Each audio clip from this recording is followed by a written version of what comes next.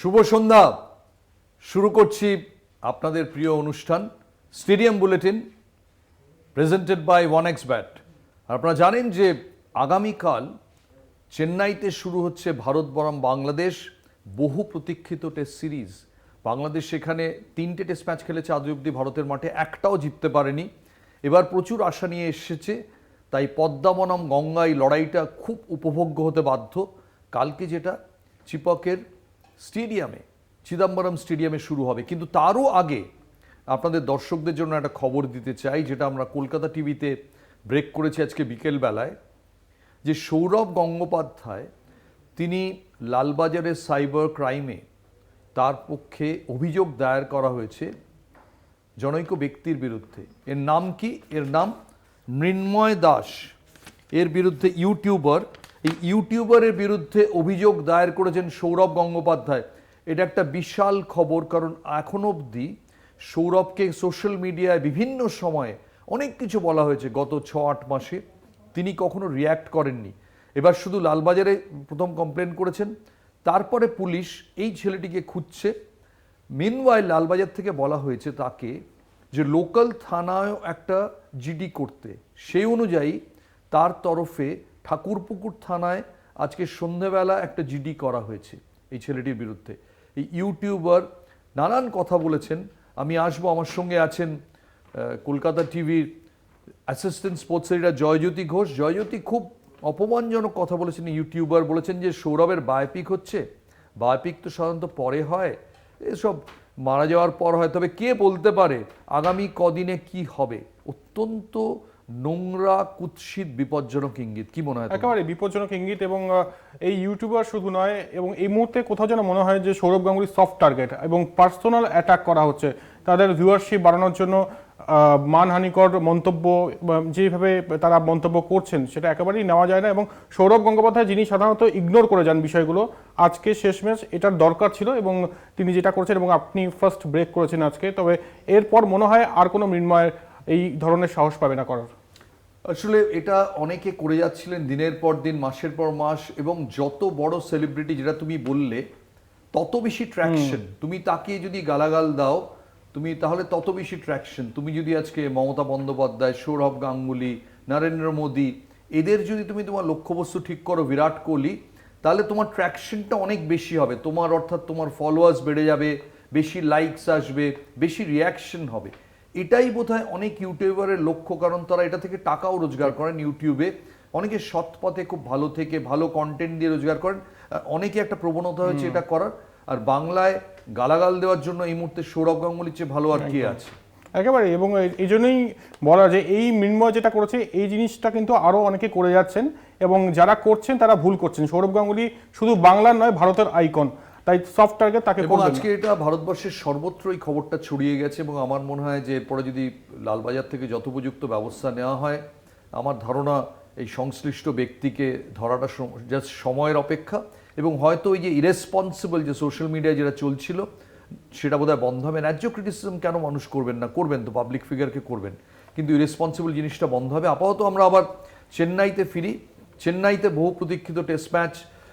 বাংলাদেশ বলছে যে তাদের স্পিনাররা ভারতকে হারানোর পক্ষে যথেষ্ট। মেহেদী হাসান বলে একজনের কথা বলছি, যিনি গত 10টা ম্যাচে বাংলাদেশের 380 রান করেছেন, 23টা উইকেট নিয়েছেন। এবার আমরা কিন্তু মেহেদী হাসান বলতে জয়জ্যোতি পাকিস্তানের সে কিংবদন্তি গজল সিঙ্গারকে বুঝি, ইনি আরেক মেহেদী হাসান 2। কি মনে হয় মেহেদী সম্পর্কে? পারবেন ভারতকে নাস্তানাবুদ করতে? দেখুন গৌতমদা, প্রথম কথা বলি যে মেহেদী হাসান মিরাজকে নিয়ে হাথুরা সিং একটা ভালো কথা বলেছেন গতকাল, যে মেহেদী হাসান মিরাজ পরবর্তী সাকিব আল হাসান, মানে সেই গ্যাপটা ফুলফিল করার জন্য তিনি একদম যোগ্য মেহেদী হাসান মিরাজ। এবং তার পারফরমেন্স যদি বিগত 6টা টেস্ট দেখি বা 10টা ওয়ানডে দেখি, তার যা পারফরমেন্স সত্যি সেটা কথা বলছে।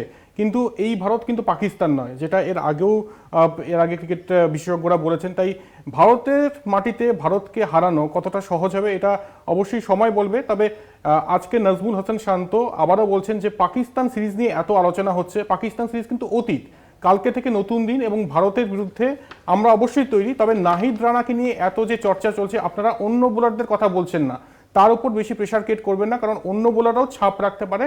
আমরা অবশ্যই কম্পিটিটিভ ক্রিকেট খেলবো, কিন্তু তার মানে এটা নয় যে আমরা ভারতকে কোনো রকমভাবে গুরুত্ব দিচ্ছি না, খুব ইজিলি আমরা জিতবো এমনটা নয়, তবে কম্পিটিটিভ সিরিজ হবে বলছি। আমি তো জেতার কথা এই মুহূর্তে ভাবতেই পারছি না, জেতার কথা খুব ইজিলি জিতবো। আমি জাস্ট আইসিসির ওই পয়েন্ট তালিকা যেটার ভিত্তিতে ওয়ার্ল্ড টেস্ট চ্যাম্পিয়নশিপের ফাইনালিস্ট ঠিক হবে সেটা জাস্ট আপনাদের বলি। ভারত আছে প্রথম স্থানে 68.52 পয়েন্ট নিয়ে, 68.52। বাংলাদেশ চতুর্থ স্থানে 45.83। কিন্তু আজ অবধি ভারতের মাটিতে বাংলাদেশ কোনো টেস্ট ম্যাচ জেতেনি। বাংলাদেশের অ্যাওয়ে ম্যাচে অর্থাৎ দেশের বাইরে রেকর্ড হচ্ছে 67 ম্যাচ খেলে মাত্র 8টা ম্যাচ জিতেছে, অত্যন্ত খারাপ। এই বাংলাদেশ কি করতে পারবে সেটা আমরা দেখব। কিন্তু তার আগে ভারতীয় শিবিরে একটা খুব ইন্টারেস্টিং জিনিস চলছে, যেটাকে আমরা নাম দিয়েছি আজকের শোতে গম্ভীর সভ্যতা। একটা অদ্ভুত ব্যাপার যে আমরা ছবি দেখলাম বিরাট কোহলি এবং গৌতম গম্ভীর খুব হাসাহাসি করছেন। সবাই জানেন যে গম্ভীর রাজ যেটা সেটা শুরু হবে এখান থেকে, যদিও শ্রীলঙ্কাতেও উনি ভারতীয় দলের কোচ হয়ে গিয়েছিলেন, কিন্তু মূলত সিজন শুরু হচ্ছে এই ম্যাচ থেকে। তুমি আমার একটা কথা বলো, এই যে গম্ভীর এবং কোহলিকে পাশাপাশি বসিয়ে হঠাৎ একটা ভিডিও করলো বিসিসিআই এবং দুজনে নানান কথা বললেন, মধুর কথাবার্তা। 2011 সালে ওরা ওয়ার্ল্ড কাপ ফাইনালে একটা পার্টনারশিপ করেছিলেন 83 রানে, দুজনেই দিল্লিতে থাকেন। আমার প্রশ্ন হচ্ছে তোমার কাছে যে 13 বছর লাগলো কেন দুজনে বসে একটা বৈঠকে আড্ডা দিতে? এটা আমারও প্রশ্ন, এবং এটা মনে হয় বিসিসিআই তরফ থেকে করানো হয়েছে, কারণ আমরা জানি যে 2011-তে সেই মানে খুব গুরুত্বপূর্ণ পার্টনারশিপ যেটার কথা আপনি বললেন 83 রানের পার্টনারশিপ, সেটা না হলে হয়তো ইন্ডিয়া জিততেও পারতো না। সেটার ছবি দেখিয়ে গল্প করছে। এবার এদিকে গৌতম গম্ভীর বলছেন তোমার যে 2014 সালে অস্ট্রেলিয়া সফরের সেই ইনিংসটা দুর্দান্ত ছিল। মানে টোটালটা মনে হচ্ছে অ্যানিমেটেড, সাজানো। বিসিসিআই একটা মানে ইন্টেনশনালি এরকম পোস্ট করছেন। তবে 2013 থেকে 2023 এই সময়কালে অনেকবার বিবাদ হয়েছে, সংঘাত হয়েছে। গত আইপিএল মরশুমে আমরা দেখেছি অনেক ম্যাচিওর্ড গম্ভীরকে, যখন তিনি হ্যান্ডশেক করেন বিরাট কোহলির সঙ্গে, তারা বলছেন যে আমরা অনেক দূর এগিয়ে গিয়েছি। যে গতবার আইপিএল এ সংঘাত হয়েছে, এবারে সংঘাত হয়নি। 2024 গতবারেও সংঘাত হয়েছে। এবার আমার প্রশ্ন হচ্ছে, হঠাৎ করে গম্ভীর কোচ হয়ে আসার পর এত ভক্তি দুজনের, এটা আমার কাছে খুব, তুমি যেটা বললে অ্যানিমেটেড, খুব সুন্দরভাবে বললে যে এই যে হঠাৎ করে গুছিয়ে একটা বৈঠকে আড্ডা, যে তুমি দারুণ, ও বলছে তুমি দারুণ। এটা গৌতম গম্ভীর ভারতের কোচ না হলে এই আড্ডাটা কি আমরা দেখতে পেতাম না এই ভিডিওটা দেখতে পেতাম? মনে হয় না। এই আড্ডাটা যদি গৌতম গম্ভীরের জায়গায় অন্য কেউ কোচ হতেন তাহলে অবশ্যই এই ভিডিওটা কিন্তু আসতো না। তবে দেখা যাক কি হয়। এখন হানিমুন পর্ব চলছে গৌতম গম্ভীর আর বিরাট কোহলির মধ্যে, অনেক দূর এগিয়ে গিয়েছেন তারা। তবে গৌতম গম্ভীর কথা বলছেন টিম গেমের, যেটা আমরা এর আগেও দেখেছি কেকেআর এর সময়। আমার মতে গম্ভীরের মতো খুব ইম্পর্টেন্ট হবে যে রোহিত শর্মার সঙ্গে তার সম্পর্কটা কি দাঁড়ায়। কারণ মনে হয় বলা হয়ে থাকে যে কোচ আর ক্যাপ্টেনের সম্পর্কটা হচ্ছে স্বামী স্ত্রীর মতো। সংসারটা সুখের হবে কিনা সেটা স্বামী স্ত্রীর সম্পর্কের উপর নির্ভর করে। এবার এই রোহিত শর্মা এবং গৌতম গম্ভীর কিভাবে, যেরকম রাহুল দ্রাবিড়ের সঙ্গে দুর্ধর্ষ সম্পর্ক ছিল, এবং তার আগে আমরা দেখেছি যে রবি শাস্ত্রী বিরাট কোহলি দারুণ সম্পর্ক ছিল। কিন্তু এখন এই ভারতীয় দলের কীরকম যাবে সেটা নির্ভর করবে কিন্তু কমপ্লিটলি এই সম্পর্কের উপর, যেই সম্পর্কটা রোহিত শর্মা এবং গৌতম গম্ভীর আন্ডার স্ট্রেস কীরকম যায়। দুটো টেস্ট ম্যাচে বিরাট কোহলি রান পেলেন না, ভারত খারাপ করলো, তখন কি এই সম্পর্ক থাকবে? কে বলতে পারে? তখনই কিন্তু রিয়েল পরীক্ষা হবে। এই ড্রেসিং রুমের সাজানো ভিডিওতে কিন্তু আসল পরীক্ষা হবে না। এই বলতে বলতে একটা ছোট্ট ব্রেক নিয়ে নিচ্ছি, আপনারা কোথাও যাবেন না। আমরা ব্রেকের পর দ্রুত আপনাদের কাছে ফিরে আসবো আরও অনেক ইন্টারেস্টিং খবর নিয়ে। ফিরে এলাম বিরতির পর। আপনাদের গতকালই বলেছিলাম এই স্টেডিয়াম বুলেটিনে যে ভারত বনাম বাংলাদেশ এই ম্যাচটা শুধুই একটা ক্রিকেট ম্যাচ নয়, এর সঙ্গে রাজনীতির রঙও মিশে গেছে। দেখুন বিজেপি নেতা তথাগত রায় কি টুইট করেছেন আপনাদের দেখাবো। তথাগত রায় বলছেন ভারত বাংলাদেশের সঙ্গে সমস্ত ম্যাচ বয়কট করা উচিত, কারণ হিন্দুদের উপর যে অত্যাচার হচ্ছে তার প্রতিবাদে। তথাগত রায়ের সঙ্গে আমরা কথা বলেছিলাম, উনি কি বলছেন শুনুন।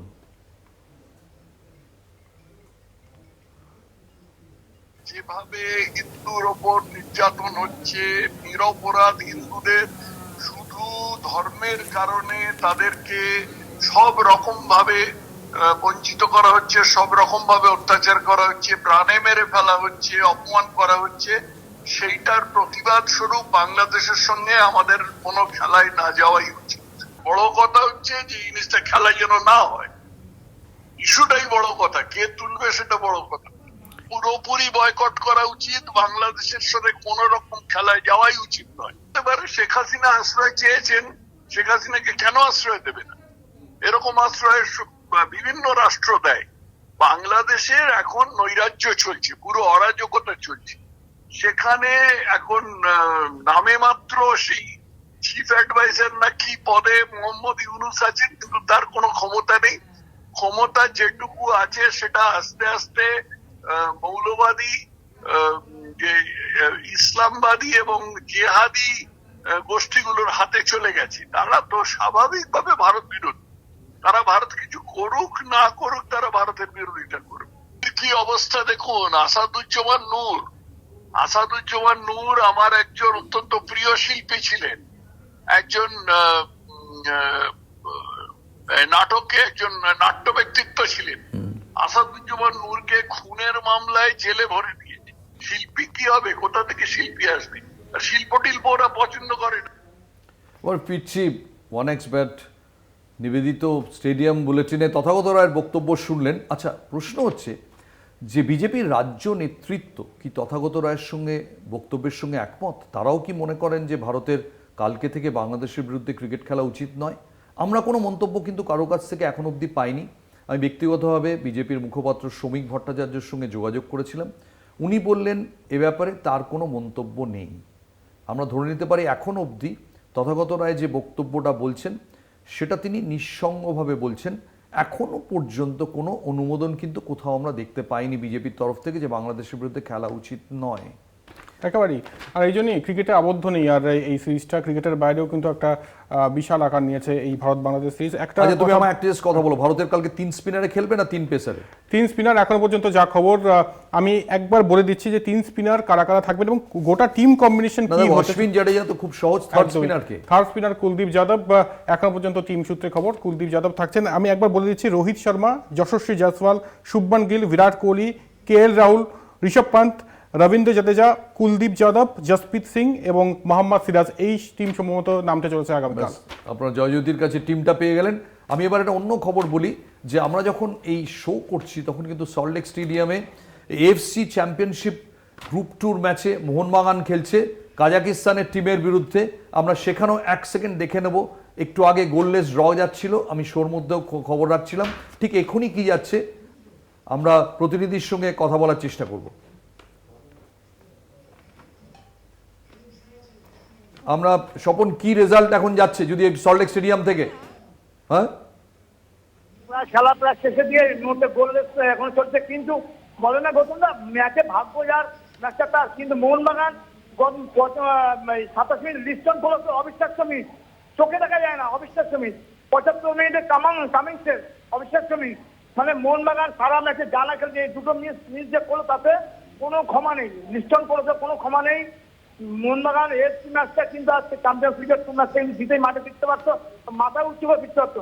গত ISL এর ম্যাচ প্রথম ম্যাচটা মুম্বাই FC রক্ষণে যে ভুল ছিল এবং ডুরান্ডের যেভাবে রক্ষণ, সেইগুলো কিন্তু আজকে মেরামত করে কিন্তু রক্ষণাত্মক খেলছিল প্রথম দিকে।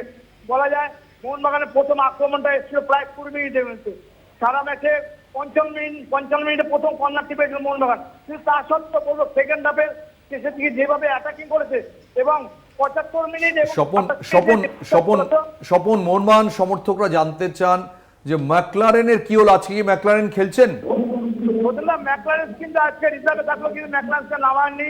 জায়গায় একটা মোহনবাগান সমর্থক কিন্তু হতাশ ভেবেছিল যারা আজকে হয়তো সেকেন্ড হাফে নামতে পারবেন, কিন্তু কোচ কিন্তু তার রিস্ক নেয়নি, কারণ এখন তার কিন্তু সম্পূর্ণ চোট মুক্ত না, মুক্ত বলে ওকে স্বপন ধন্যবাদ। স্বপন অনেক ধন্যবাদ। আমাদের প্রতিনিধি স্বপন পাল জানালেন মোহনবাগান 2টো সিটার পে মিস করেছে, এখন অবধি সল্টলেক স্টেডিয়ামের ফল 0-0।